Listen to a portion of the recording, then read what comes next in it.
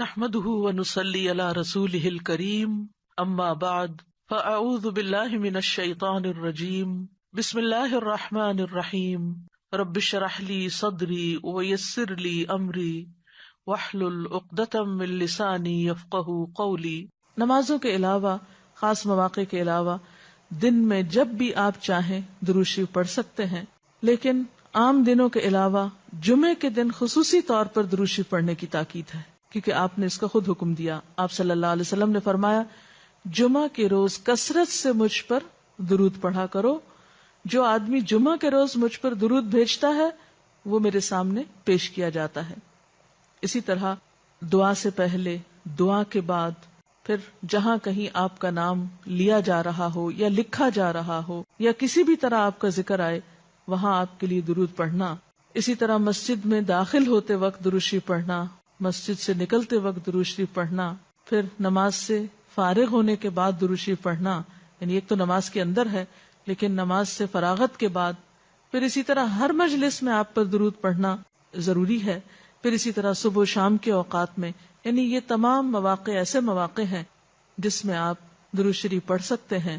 اور موقع کوئی ہو یا نہ ہو، دن یا رات کی گھڑیوں میں سے جس گھڑی میں آپ چاہیں، جب چاہیں، چلتے پھرتے کام کاج کرتے، آپ اللہ کے رسول صلی اللہ علیہ وسلم کو یاد کر سکتے ہیں۔ آپ کے لیے درود اور نبی صلی اللہ علیہ وسلم پر درود شریف پڑھنے کے کئی صیغے ہمارے ہاں مشہور ہیں۔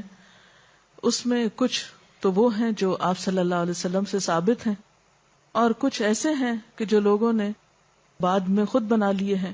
تو وہ ایسے تمام ورژن یا ایسی تمام عبارتیں جو لوگوں نے خود اس معنی کی بنائی ہیں، خواہ وہ عربی میں ہیں یا اردو میں ہیں، تو ان کو پڑھنے کی حد تک تو پڑھا جا سکتا ہے۔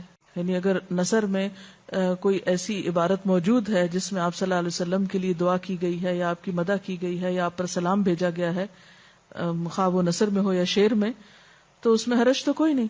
لیکن وہ چیز جو خود آپ صلی اللہ علیہ وسلم نے ہمیں سکھائی اور جو آپ کی طرف سے ہمیں ملی، اس کا مقام باقی ہر انسان کے کلام پر کہیں بلند ہے، کہیں زیادہ فائدہ مند ہے۔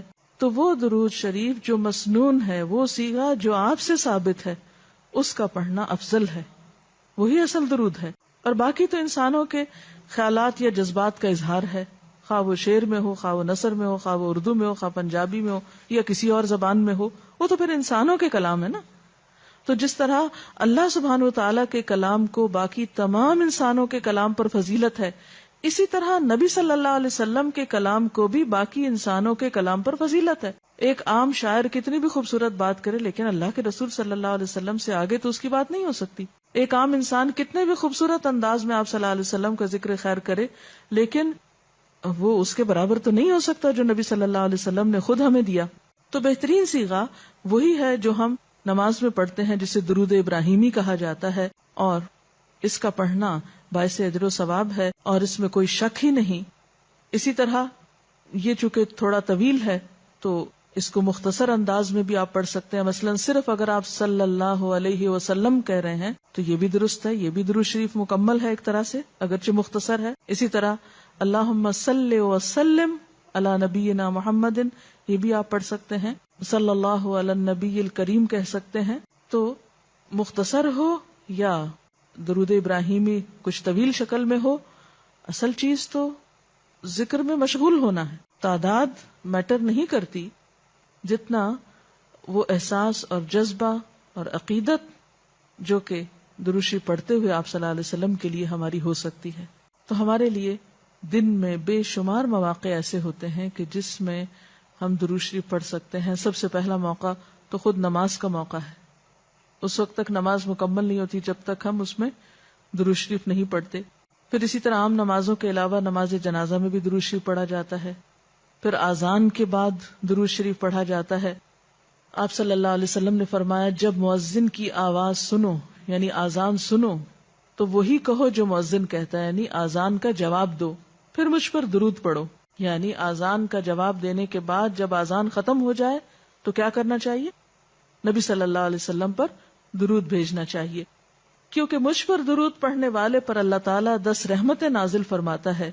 اس کے بعد میرے لیے اللہ سے وسیلہ مانگو جو جنت میں ایک مقام ہے جو جنتیوں میں سے صرف کسی ایک ہی کو ملے گا، اور مجھے امید ہے کہ وہ جنتی میں ہی ہوں گا، یعنی آپ صلی اللہ علیہ وسلم ہی کے لیے وہ مقام ہے۔ اور آپ نے یہ بھی فرمایا کہ من سألی اللہ الوسیلہ، جس نے اللہ سے میرے لیے وسیلہ کی دعا کی، یعنی درود شریف کے علاوہ آت محمد الوسیلۃ دعا ہم پڑھتے ہیں، یہ دعا بھی پڑھی جانی چاہیے، تو جس نے یہ دعا پڑھی اس کے لیے میری شفاعت واجب ہو جائے گی، یعنی قیامت کے دن پھر میں اس کے لیے شفاعت کروں گا۔ پھر یہ کہ درود شریف نہ صرف یہ کہ دنیا میں انسان کے لیے فائدے کا باعث ہے، بلکہ آخرت میں انسان کے لیے شفاعت کا ذریعہ بھی ہے۔ درود شریف پڑھنے والوں کو نبی صلی اللہ علیہ وسلم کی شفاعت نصیب ہوگی۔ آپ نے فرمایا جس نے 10 مرتبہ صبح و شام مجھ پر درود بھیجا اسے قیامت کے دن میری شفاعت حاصل ہوگی۔ اب یہ کہ اگر زیادہ وقت نہ بھی ملے تو 10 دفعہ درود شریف پڑھنا آخر کیا مشکل ہے، کتنی دیر لگ جائے گی، لیکن اس کا اجر و ثواب اور اس کا فائدہ کس قدر ہے۔ پھر اسی طرح درود شریف دعاؤں کی قبولیت کا ذریعہ بھی بنتا ہے، یعنی اگر دعا کرنے سے پہلے درود شریف پڑھا جائے اللہ تعالیٰ کی حمد و ثنا کے بعد تو اس سے دعا کی قبولیت میں اضافہ ہوتا ہے۔ نبی صلی اللہ علیہ وسلم کے ساتھ حضرت عبداللہ بن مسعود اور حضرت ابوبکر اور حضرت عمر تشریف فرما تھے، تو حضرت عبداللہ بن مسعود کہتے ہیں کہ میں نماز پڑھ رہا تھا، میں بیٹھا تو پہلے اللہ تعالیٰ کی